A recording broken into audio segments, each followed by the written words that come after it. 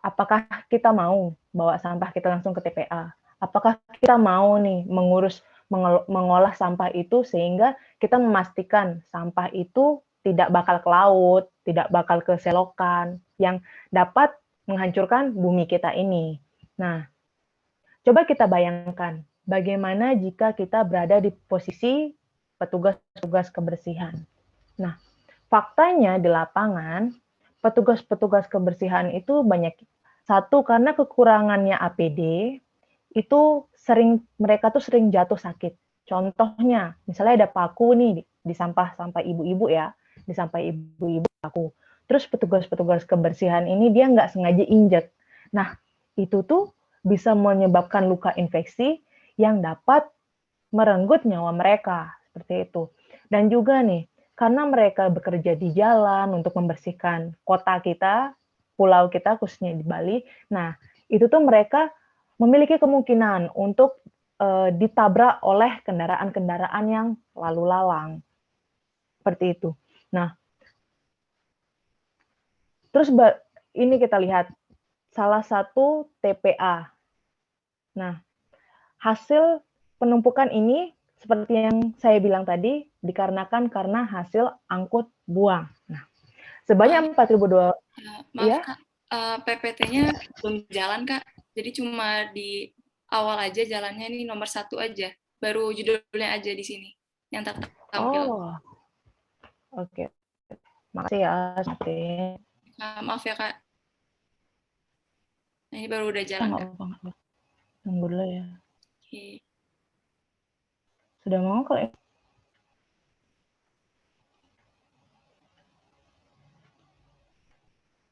Ini dia ke semua ya. Saya tunggu. Sudah mau belum? Sudah Kak. Oke. Oke. Kalau gitu tadi udah dari awal aja ya, dari sini aja ya. Iya Kak, tadi dari situ aja. Oke. Tunggu dulu ya. Kalau gitu.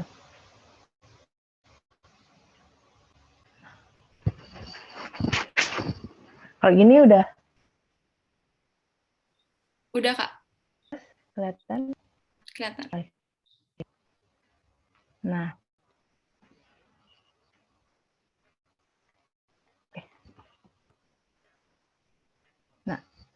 berarti lanjut aja ke tadi ya. Ini yang seperti saya bilang, bumi ini rumah bukan tempat sampah. Nah,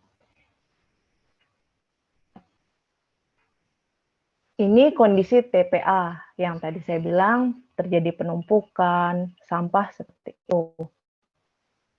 Selanjutnya, nah ini mungkin ibu-ibu bisa melihat karena sebelumnya saya mohon maaf karena PPT-nya tadi tidak berjalan. Nah, di sini merupakan pengelolaan sampah paradigma lama. Jadi, kita bisa melihat gambar pertama itu rumah. Nah, rumah itu merupakan sumber, kalau biasanya kita bilang lingkungan, sumber tempat sampah itu terbuat, kayak adanya sampah itu pasti di sumber dari kita sendiri, dan kita tinggal di rumah. Nah, rumah itu adalah sumber. Nah, sampah yang ada di rumah, otomatis kita akan buang nih ke tempat sampah.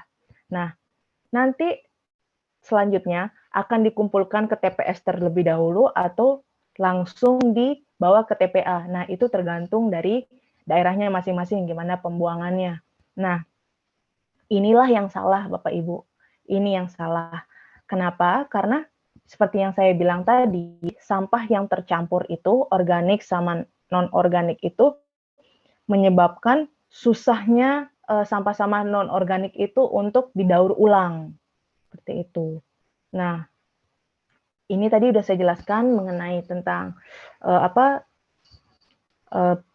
petugas kebersihan yang biasanya mereka banyak sekali yang dapat terjadi ke mereka, misalnya seperti kecelakaan, terus mereka meninggal karena infeksi, kurangannya APD, terus juga mereka memiliki gaji yang sedikit, dan juga mereka biaya mereka tuh tidak memiliki, banyak dari mereka tidak memiliki asuransi kesehatan seperti itu. Nah, di sini kita dapat melihat nih kondisi TPA. Di sini sampahnya itu dia sangat membludak, sangat banyak. Nah, sampah ini tercampur dan dia tidak diolah seperti itu. Nah, kenapa sih dia bisa begitu? Karena hal itu tuh terjadi karena angkut buang yang kita lakukan selama ini. Sebanyak 4.281 ton sampah yang dihasilkan oleh Bali setiap hari, hanya 48% yang ditangani, baik yang organik dijadikan pupuk atau yang non-organik didaur ulang, tetapi 52%-nya ini belum tertangani dengan baik, dan 52%-nya ini yang tertumpuk di TPA. Seperti itu. Nah, kondisi di Gianyar, kalau di Gianyar nih, kira-kira dia 10% dari total dari semuanya, dari 4.281 ton itu hanya 10% yang dibawa dan hanya 5% yang bisa didaur ulang. Nah, itu di Temesi itu ada 200 truk per hari yang datang untuk membawa sampah. Seperti itu.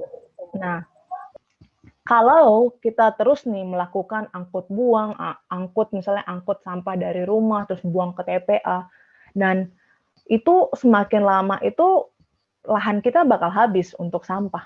Kita nggak memiliki tempat tinggal. Terus juga sampah-sampah itu bisa menyebabkan gas yang dapat menyebabkan terjadinya kebakaran. Dan tentu saja kalau terjadi kebakaran itu sangat mengganggu masyarakat sekitarnya. Nah, tapi sampah itu bakal terus ada nih. Nah, selain hal itu, apa lagi sih yang dapat terjadi? Yang pertama, ada pemanasan global. Tentu saja dari zat-zat yang ada dalam sampah itu dapat mengganggu bumi kita ini, sehingga pemanasan itu semakin cepat. Terus kedua, ada bau tidak sedap. Nah, coba aja deh ibu-ibu pergi ke TPA. Ibu-ibu hanya lewat saja, nggak usah masuk deh, nggak usah masuk ke dalamnya. Ibu lewat aja pasti itu baunya sangat menyengat sekali. Nah, itu kalau kita yang lewat, bagaimana orang-orang yang tinggal di sekitar sana? Seperti itu. Seperti yang saya bilang tadi juga terjadi kebakaran. Nah, ada dioksin. Jadi ibu-ibu, kalau ibu-ibu membakar sampah, nah pada saat ibu-ibu membakar sampah itu ada zat dioksin. Nah, zat dioksin ini adalah salah satu zat yang beracun dan dapat menyebabkan kanker. Jadi ibu-ibu kalau misalnya ada lihat nih tetangganya yang bakar sampah, tolong dikasih tahu karena hal itu dapat menyebabkan kanker. Nah, yang kena kanker bukan hanya yang bakar saja, tapi orang-orang di sekitarnya juga kena seperti itu. Kebakaran ini, terus kebakaran dan pembusukan itu dapat membuat efek gas rumah kaca sehingga terjadi pemanasan global. Nah, tentu saja hal itu juga dapat sampah-sampah itu dapat mencemarkan air dan tanah yang ada di sekitarnya dan juga dapat menyebabkan sehingga pencemaran air dan tanah itu dapat menyebabkan penyakit bagi masyarakat, khususnya masyarakat sekitarnya. Jadi, pertanyaannya, bagaimana solusinya? Nah, solusinya simpel, Ibu-Ibu. Mengubah paradigma pengelolaan sampah kita dengan cara memilah sampah pada sumbernya. Nah, bisa kita lihat kan sangat berbeda di saat yang sebelumnya kita hanya angkut buang, sampahnya dikumpulin semua baik organik non-organik lalu dibuang. Nah, sekarang kita pilah nih dia. Kita pisahin sampahnya secara sederhana saja. Organik dan non-organik. Nah, kalau ibu-ibu sudah pisah, ini dia selanjutnya itu bakal gampang nih didaur ulang. Nah, yang pertama misalnya yang organik. Yang organik ini Ibu bisa ubah menjadikan pupuk.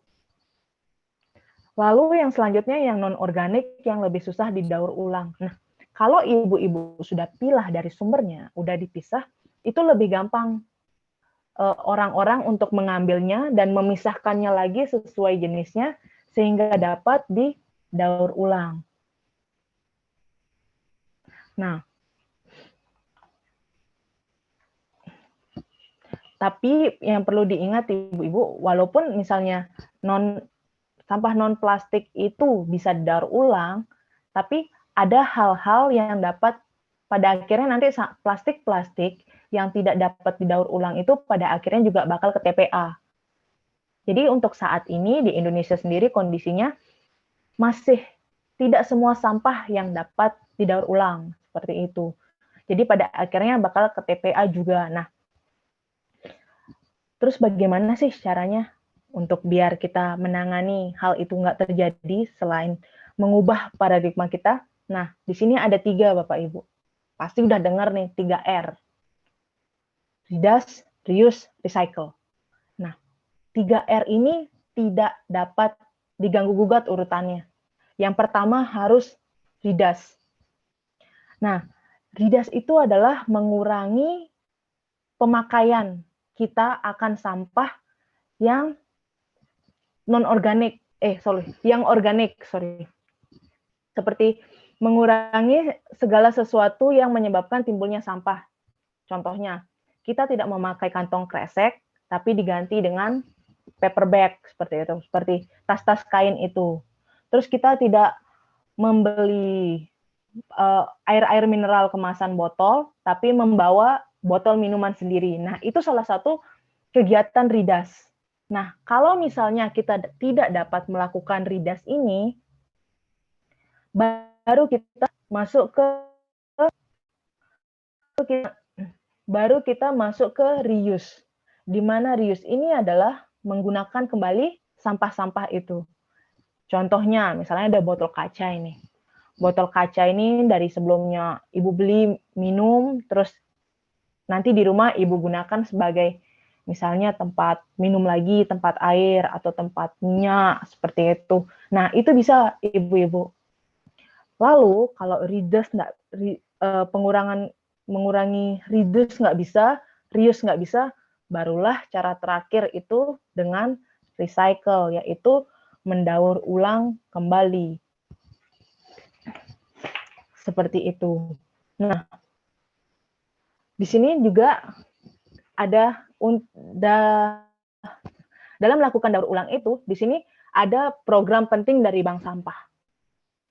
Nah, bank sampah itu merupakan program yang tujuannya itu adalah untuk menyadarkan masyarakat untuk memilah sampah baik organik dan anorganik, namun dia dijadikan uang, Bapak Ibu, Ibu-ibu, mohon maaf. Nah, bank sampah ini bukan hanya sekedar tempat di mana kita menabung sampah, bukan. Tujuan dari bank sampah ini adalah yaitu menjaga lingkungan kita tetap bersih dengan cara kita melakukan seperti menabung sampah kita, khususnya yang non-organik, agar nanti sampah-sampah non-organik ini lebih gampang didaur ulang. Nah, jadi bank sampah ini memang sekarang sudah mulai meningkat dengan keberadaan bank sampah ini.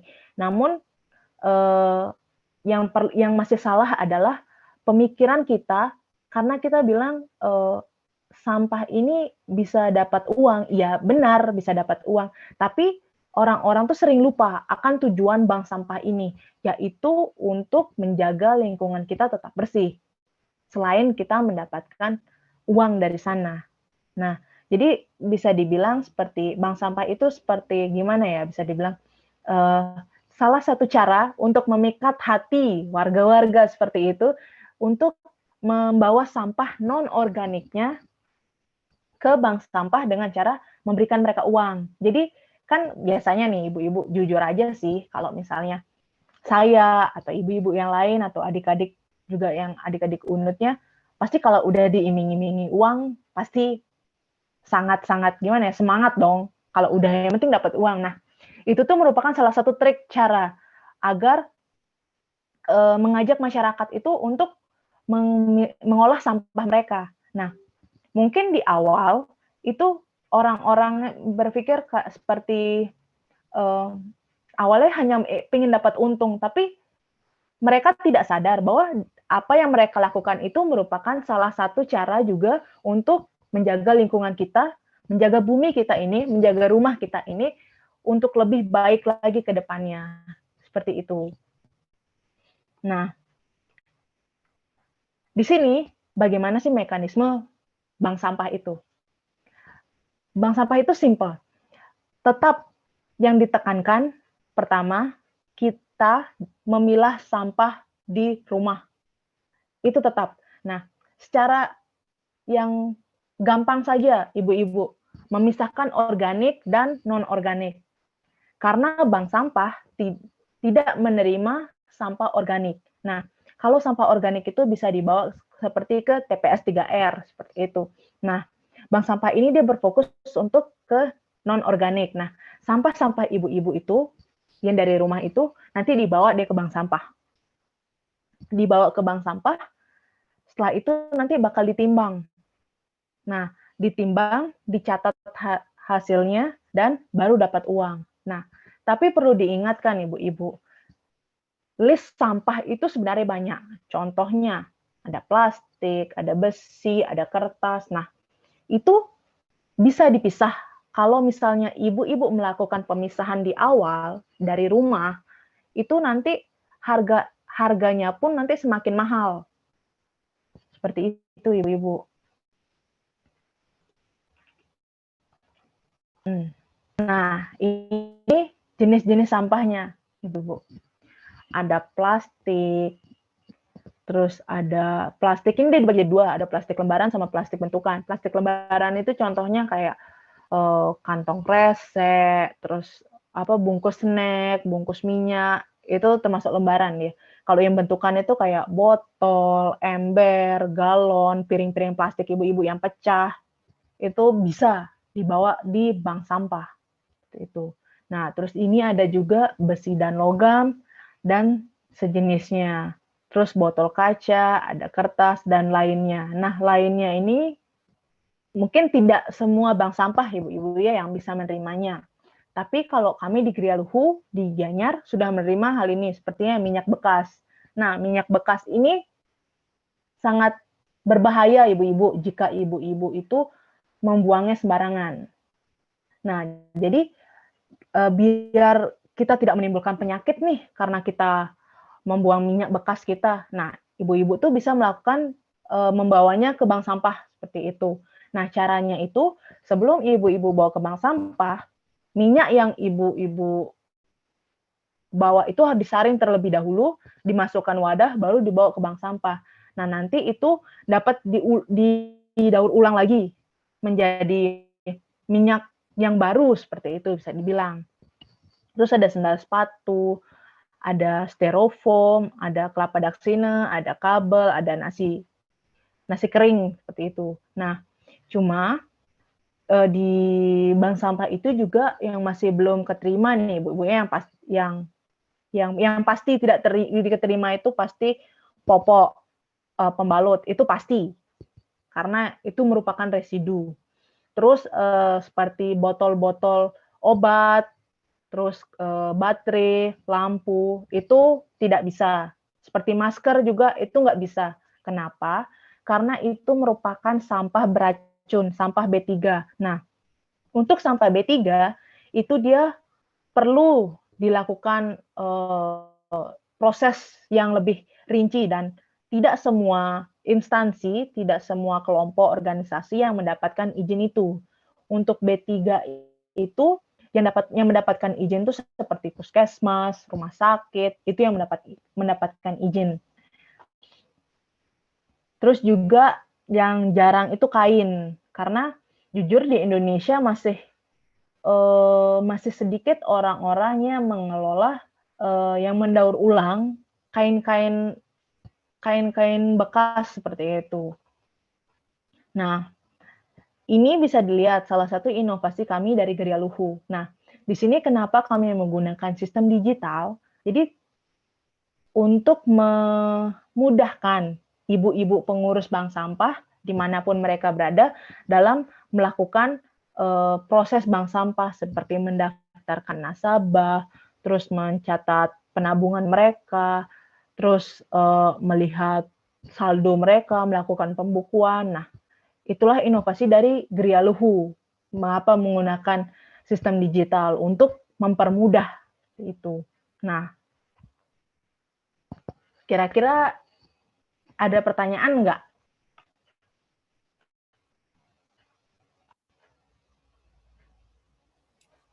Baik, mungkin terima kasih banyak Alvina atas sharing materi yang telah diberikan. Lengkap banget sampai-sampai pertanyaan yang udah aku siapin ini tiba-tiba seakan-akan kejawab nih Kak semuanya. Dan aku di sini kayak bakal langsung terapin untuk bank sampah ini kehidupan sehari-hari. Dan kayaknya ibu-ibu di sini udah punya banyak pertanyaan nih Kak. Jadi langsung aja kita buka sesi tanya jawab. Jadi saya akan menjelaskan cara untuk bertanyanya, yaitu bisa dengan cara fit to raise hand, dan saya akan memanggil nama ibu, dan nama yang terpanggil bisa langsung on mic dan menyampaikan pertanyaannya secara langsung kepada Kak Alvina. Nah, saya ulangi, untuk cara menanyanya bisa dengan cara fit to raise hand, dan saya akan memanggil nama ibu, dan nama yang terpanggil bisa langsung on mic dan menyampaikan pertanyaannya secara langsung ke Kak Alvina.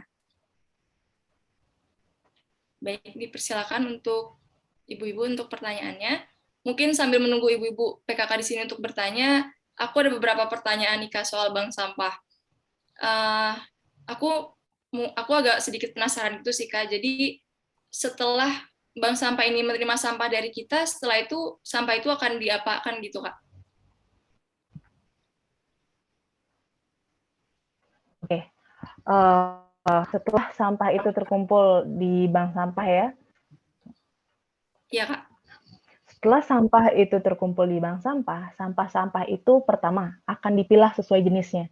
Jadi seperti yang tadi kan saya ada bilang seperti ada sampah plastik, ada sampah plastik bentukan, plastik lembaran, sorry. Nah, itu tuh bakal dipilah lagi dia. Jadi lebih rinci sekali dipilah. Contohnya kresek dijadikan satu kresek. Terus misalnya buat snack-snack bungkus snack itu yang di dalamnya ada kayak warna silver itu dipisahkan. Jadi setelah masuk sampahnya itu dia bakal dipisahkan lebih rinci ke di bank sampah itu. Di bank sampah biasanya dibilang kita bank sampah induk. Nah, kalau sudah udah dipisahkan nih sesuai jenisnya, nanti itu dikumpulkan dan itu akan dibawa ke industri. Contohnya nih, pabrik aqua ya. Pabrik aqua itu dia bakal ngambil plastik aquanya dia. Nah, jadi itu anggapannya dia dibawa kembali lagi ke pabriknya asal sampah itu. Seperti itu. Dan di sanalah baru nanti dilakukan proses daur ulang. Atau juga nanti misalnya nih ada kayak warga-warga, misalnya perkumpulan ibu-ibu PKK yang melakukan daur ulang sampah. Nah, itu juga bisa dibawa ke mereka. Dan pasti mereka juga akan membayar sampah itu. Jadi di sini siklus ekonominya tuh muter, sama seperti kita membeli barang di pasar, di supermarket. Nah, begitu juga di bank sampah. Pola ekonominya pasti muter begitu saja. Seperti itu. Oke, terima kasih banyak Kak Alvin atas jawabannya. Jelas banget. Dan aku mau nanya lagi nih Kak. Ini sebenarnya seputar tentang mindset kita sih Kak. Gimana sih Kak untuk cara nerapin mindset kita supaya kita tuh nerapin bank sampah itu secara maksimal, jadi nggak setengah-setengah gitu Kak. Kan kayak aku nih misalnya Kak, mahasiswa, pasti masih setengah-setengah gitu Kak, pengen nerapin bank sampah, tapi males gitu Kak. Oke, kalau ini mungkin kakak cerita sedikit ya. Kenapa kakak bisa jatuh ke lingkungan ini? Nah, pertama memang kakak awalnya tuh hanya tertarik setengah-setengah ke lingkungan. Tertarik hanya setengah sedikit aja gitu. Pada akhirnya ikut inkubasi startup dan akhirnya lolos.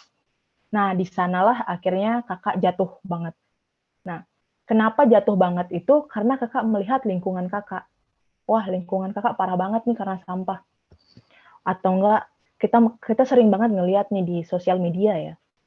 Misalnya ada seperti hewan-hewan di laut yang misalnya mereka mati karena sampah, terus orang banjir juga karena sampah. Nah, hal-hal itu yang membuat saya sendiri tuh kayak, lingkungan kita nih harus diselamatkan ini. Lingkungan kita nih harus diselamatkan. Kita nggak boleh hanya melihat dari lingkungan rumah kita saja. Kalau rumah kita pasti kita bersih dong. Pasti kita tidak akan membiarkan rumah kita kotor. Nah, tapi kita tuh tidak melihat secara luas. Perspektif luas itu kita nggak lihat. Kita nggak melihat, kita nggak tahu kondisi gimana. Kondisi orang-orang yang dekat TPA, seperti itu. Atau orang-orang yang menderita karena sampah, itu kita harus cari tahu. Jadi, karena hal-hal itu, hal-hal yang bisa dibilang membuat miris itu, yang membuat saya sendiri kayak peduli sama lingkungan. Jadi, sekarang untuk pribadi, misalnya, gimana sih caranya kalau misalnya kita setengah-setengah, jalani aja dulu, jalani saja dulu, nanti pas di saat kita menjalaninya, kita bakal tahu manfaatnya gimana. Misalnya gini, misalnya di desa Mangesta ada buka bank sampah. Nah, terus ada pemerintah bilang nih, ternyata peran dari bank sampah itu sangat penting ya untuk menjaga kebersihan di Indonesia ini, sehingga Indonesia ini tidak banyak sampah. Nah, pasti hal-hal simpel kayak gitu tuh membuat kita bangga gitu. Wih, kita udah ada bank sampah nih, jadi kita ada kontribusi nih untuk mengurangi sampah di Indonesia. Seperti itu, hal-hal itu juga bisa membuat kita lebih maksimal. Atau perspektif lainnya deh, yang tidak bahas tentang lingkungan aja, untuk bank sampah khususnya. Masalah dapat uang. Nah, uang itu benar-benar, sampah itu sangat-sangat bernilai. Yang perlu diketahui, Bu, sampah itu sangat bernilai. Botol, misalnya, ya saya belak-belakan aja di sini, saya jujur-jujuran, botol plastik, misalnya Aqua itu ya, Ibu-Ibu ya, itu kalau 1 kilo itu bisa ya sekitar dapat 1.500-an lah. Nah, kalau itu, coba deh Ibu bayangin, kira-kira berapa sih kira-kira saya mengeluarkan uang membeli botol, misalnya botol minum Aqua atau apapun itu dari selama ini, dan itu Ibu pikirin jadi uang. Wah, banyak banget itu keuntungannya. Nah, itu juga mendorong kita untuk terus mengikuti sampah ini. Ya, kita manusia, jujur, kita manusia, kita butuh uang untuk kita hidup. Nah, perspektif kayak gitu pun, untuk mendapatkan untung itu pun bisa menjadi salah satu alasan kuat untuk kita menjalankan bank sampah itu. Jadi kita bisa pilih perspektif yang mana. Kalau memang mau memikirkan perspektif uang, silahkan. Tapi kalau memang mau perspektif dari lingkungan juga bisa. Tapi walaupun kita memikirkan dari uang, itu pun juga menjadi salah satu gimana ya?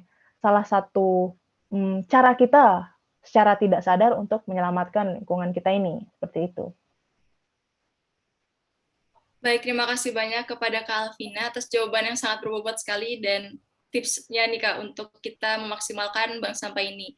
Nah, ini udah ada yang resen dari Ibu Kawil Belulang, jadi dipersilakan untuk Ibu Kawil Belulang untuk bisa on mic dan langsung menanyakan jawabannya ke Kak Alvina. Selamat siang buat adik di sana. Apakah suara saya terdengar? Siang Ibu, dengar Ibu. Ya, saya mau tanya, Dek. Menurut adik, peran apa yang dapat kami perankan sebagai ibu-ibu dalam program bank sampah?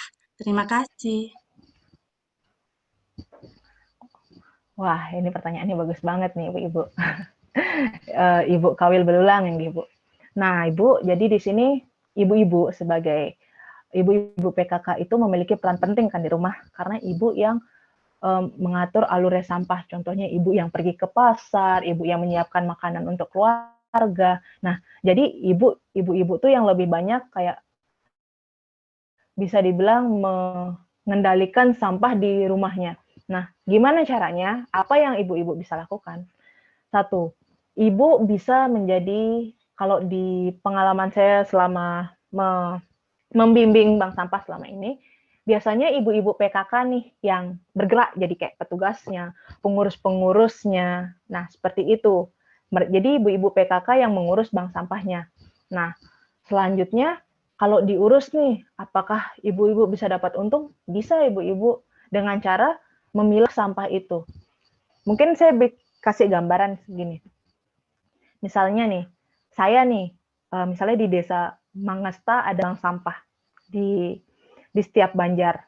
Nah, misalnya saya ke Banjar Ibu nih, membawa sampah dicampur nih, sampah dicampur.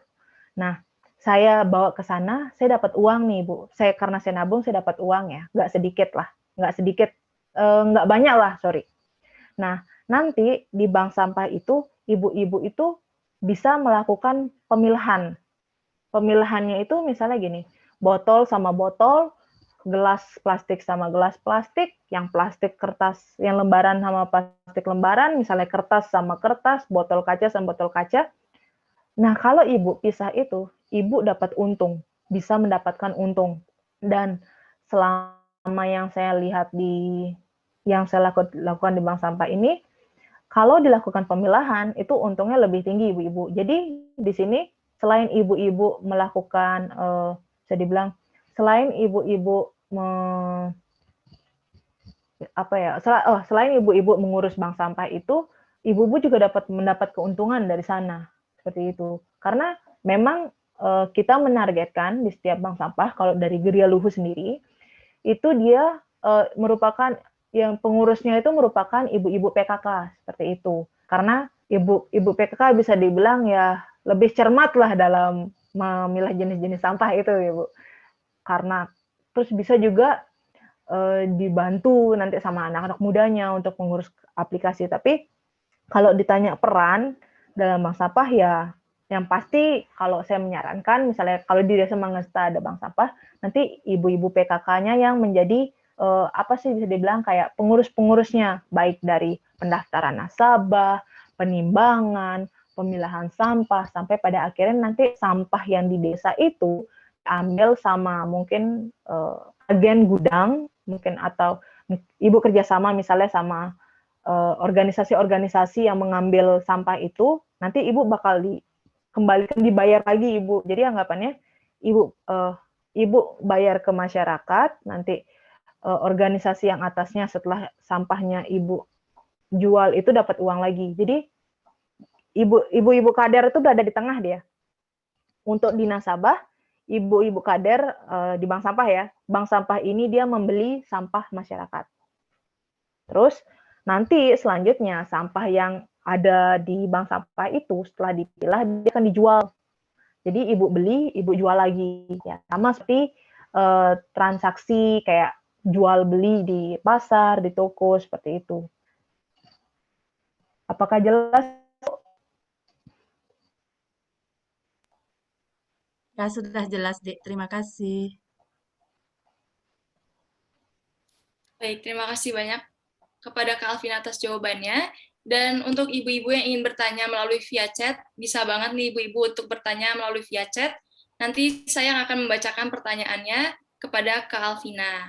Jadi ditunggu ibu-ibu untuk bertanya pertanyaannya melalui via chat, bisa banget ibu-ibu, atau dengan cara fitur raise hand. Banyak banget yang ingin tanya nih, Kak. Oke, Iya. untuk Ibu Kawil Banjar Piling Tengah, dipersilakan untuk on mic. Sudah. Sudah, Ibu. Oh ya. Halo. Halo, Ibu. Dek, terima kasih atas teori yang sudah disampaikan tadi. Tiang sudah banyak menerima teori seperti tadi. Kemarin 5 tahun yang lalu atau 6 tahun yang lalu atau 7 tahun yang lalu, 3 kali KKN berturut-turut menyampaikan masalah sampah ini sampai sudah kami di Banjar-Banjar semua mempunyai struktur organisasi masalah penanganan sampah. Dulu desa kami itu sudah dicariin kerjasama dengan Kunti Bakti dari penanganan sampah Kabupaten Tabanan. PKK sudah melaksanakan pemilahan Sekarang yang saya perlukan, Banjar yang perlukan, desa yang diperlukan itu orang yang mau mengambil pemilahan sampah sampah kami. Gimana kinerjanya itu biar bisa berkelanjutan. Karena masalahnya kemarin, sudah kami melakukan pemilahan, sudah terjadi penumpukan, orang yang mengambil, yang mau membeli sampah itu tidak kunjung datang. Jadi masalah lagi. Sudah, Klop, jangan saya diberikan teori lagi, cari orang yang mau. Itu aja Ibu, terima kasih. Oke, makasih Ibu. Nah, ini unik nih, menarik nih. Karena faktanya banyak sekali hal ini yang terjadi. Contohnya, mereka udah siap nih, udah siap melakukan bank sampah, tapi pada akhirnya sampahnya nggak diambil dan terjadi penumpukan. Nah, inilah juga yang terjadi kemarin, kalau nggak salah di Desa Tiste di Kerambitan, hal ini juga terjadi, Ibu. Nah, di sini emang solusinya adalah menemukan partner yang memang benar-benar mendampingi Ibu sampai pada akhirnya, seperti itu. Nah, untuk di Tabanan sendiri, Ibu, jadi saya akan sharing ini. Di Tabanan sendiri itu ada rumah plastik, Ibu. Nah, rumah plastik inilah yang membuat gudang di Kerambitan dan bekerja sama dengan Kerambitan untuk mengambil sampah-sampahnya. Nah, ibu-ibu bisa nih melakukan membawa sampah-sampah Ibu ke sana seperti itu. Nah, kalau Ibu bisa nanti bisa melewati Camat Kerambitan atau melewati desa-desa Kerambitannya untuk masuk ke gudang untuk membawa sampah-sampah Ibu, itu bisa. Karena kalau Ibu mau kerja sama rumah plastik, itu dia biasanya ada tonase, ada jumlah minimum yang harus gimana bisa dibilangnya, dibawa ke sana, minimal 1 ton per desa. Kalau emang desanya Mangesta sanggup, mungkin bisa melakukan kerjasama dengan rumah plastik di Tabanan. Nah, tapi kalau memang kurang dari itu, mungkin Ibu bisa melakukan kerjasama dengan desa-desa di Kerambitan. Mungkin untuk nanti, mungkin kalau Ibu memang udah, misalnya tadi kan Ibu bilang udah ada nih Bu, kayak dulu sempat buat, terus sampahnya menumpuk, mungkin nanti bisa, kita bakal bahas itu masalah di belakang, mungkin nanti saya mungkin melewati adik-adik KKN mungkin bakal berusaha untuk gimana ya, kayak berkomunikasi dengan Desa Mangesta untuk kedepannya. Seperti itu, Ibu. Kalau begitu bagaimana, Ibu?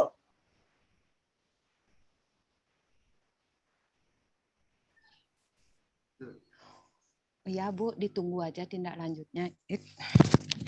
Ya, siap, ditunggu aja tindak lanjutnya. Kalau nanti ujung-ujungnya itu membawa sampah kemana itu tadi plastiknya? Ke Kerambitan. Ke Kerambitan. Itu ujung-ujungnya biaya Ibu. Orang yang mau mendanai di awal itu susah. Itu kan angkut itu perlu modal, perlu tenaga yang membawa. Kalau sekarang yang sosial-sosial itu kayaknya susah dah kalau tidak ada imbalannya. Itu kendala juga bagi kami. Itu.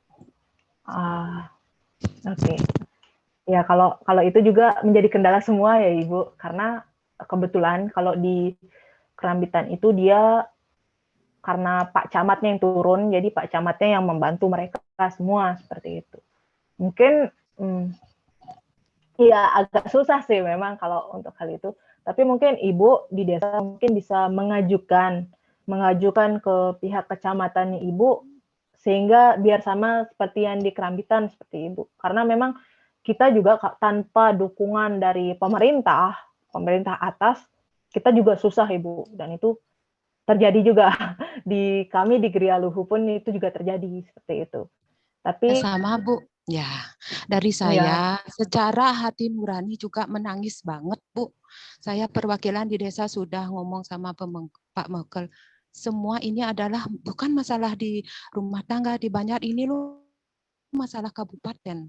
Saya menunggu tindak lanjut aja, menunggu. Untuk sekarang saya bisa berbuat seperti ini dulu. Ya saya lakukan sebisa saya di rumah.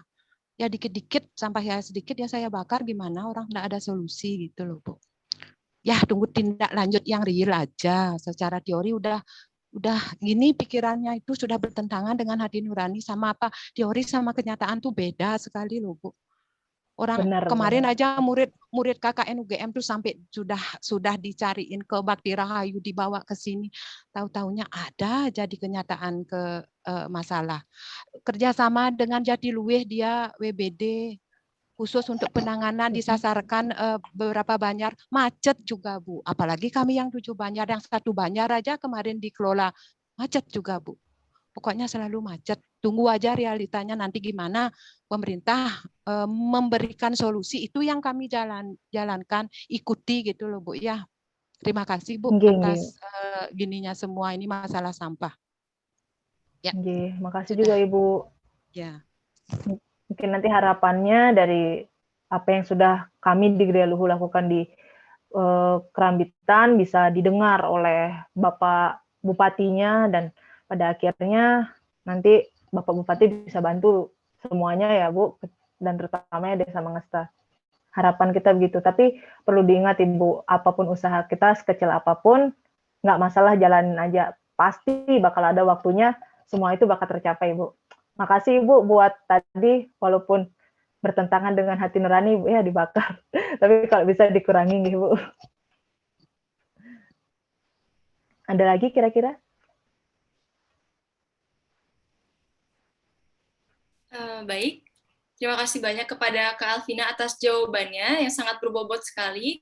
Mungkin untuk sesi tanya jawab kita cukupkan ya Kak dan Ibu-ibu, karena melihat waktu yang sudah menunjukkan pukul 11, jadi untuk sesi tanya jawab kali ini kita sudahi. Jadi terima kasih banyak kepada Kak Alvina atas ketersediaannya dalam berbagi ilmu pelatihan bank sampah yang sangat bermanfaat sekali pada hari ini. Jadi demikian pemaparan materi oleh narasumber. Selanjutnya yaitu penyerahan piagam secara simbolis kepada narasumber oleh panitia sebagai bentuk apresiasi dari kami selaku panitia webinar pada hari ini. Jadi untuk operator dipersilahkan untuk menampilkan sertifikat dan melakukan dokumentasi.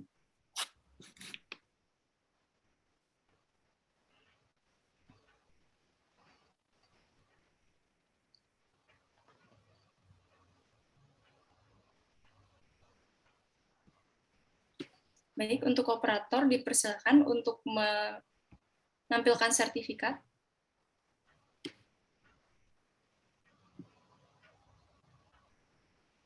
Baik, kita melakukan dokumentasi. Saya hitung 1, 2, 3.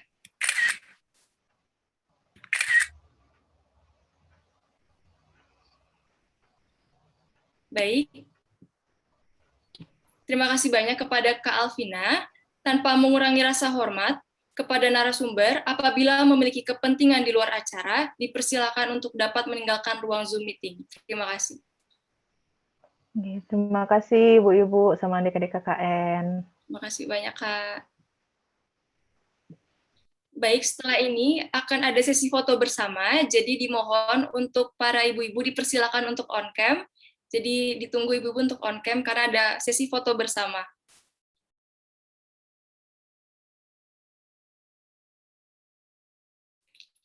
Halo Bu.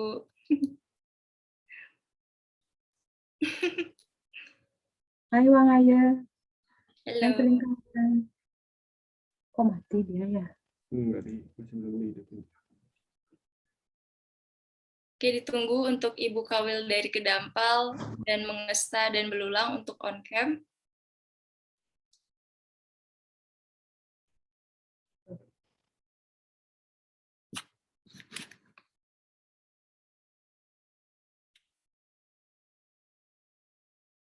Oke, mungkin untuk Ibu dari Kedampal dan Belulang, mungkin untuk Ibu Kawil dari Belulang, mungkin ada masalah di bagian kameranya Ibu ya. Tidak muncul di sini Bu.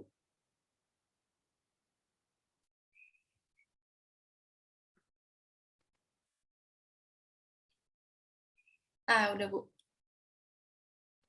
Oke, mungkin untuk Ibu Kawil dari Kedampal dipersilakan untuk on cam. Oke, Ibu, kita foto ya, Bu. 1, 2, 3.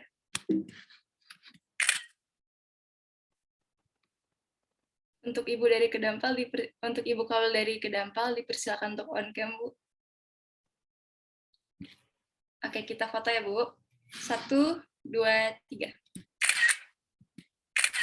Gayanya, Bu. Gayanya, Bu. 1, 2, 3.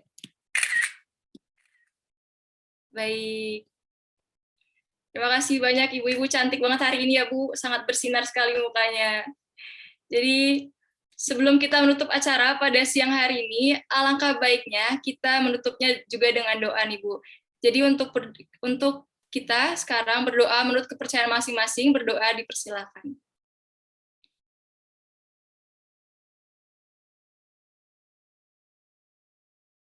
Berdoa selesai, tiba saatnya kita masuk pada penghujung acara. Terima kasih kami ucapkan atas kehadiran seluruh peserta pada acara pelatihan hari ini. Saya selaku MC mewakili panitia penyelenggara memohon maaf apabila terdapat kekurangan dalam pelaksanaan acara hari ini. Akhir kata saya tutup dengan Paramasanti. Om Santi Santi Santi Om. Wassalamualaikum warahmatullahi wabarakatuh. Shalom, namo buddhaya. Salam sejahtera untuk kita semua dan salam dalam kebajikan. Terima kasih. Baik, untuk Ibu-Ibu PKK, tanpa mengurangi rasa hormat, dipersilakan untuk dapat meninggalkan ruang Zoom meeting. Terima kasih sudah mengikuti acara pelatihan kami. Terima kasih, Ibu-Ibu. Sampai berjumpa di lain hari.